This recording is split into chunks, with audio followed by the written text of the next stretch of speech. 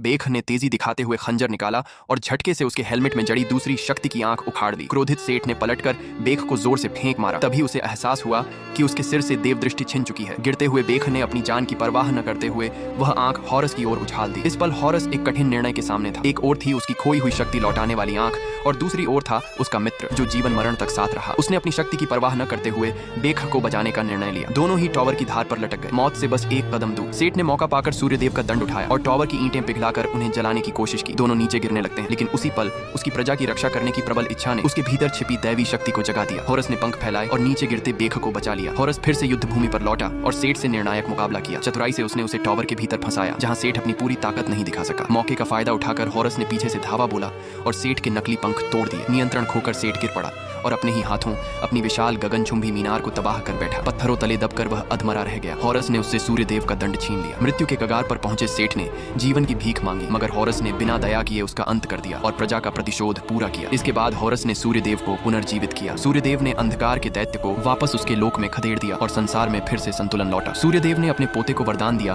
कि वह एक असंभव इच्छा पूरी कर सकता है। हॉरस ने अपने निजी प्रेम की वापसी नहीं मांगी, बल्कि बेख और उसकी प्रेयसी को पुनर्मिलन का आशीर्वाद मांगा। सूर्यदेव उसकी निस्वार्थता से प्रभावित हुए और इच्छा पूरी की। बेख और जाया फिर से जीवित हो उठे। जनता ने खुशी से जयकारे लगाए और देवताओं ने साक्षी बनकर हॉरस को नया राजा स्वीकार किया। हॉरस ने घोषणा की कि अब मोक्ष धन से नहीं बल्कि नेक कार्य और सच्चे दिल से मिलेगा, जबकि पापियों को नरक का दंड अवश्य भोगना पड़ेगा। राज्य की बागडोर उसने बेखाच को सौंपी और खुद पश्चिमी दुनिया की ओर प्रस्थान किया, जहां दुष्टों के बंदी गृह में कैद प्रेम देवी को मुक्त कराना उसका अगला रोमांच था।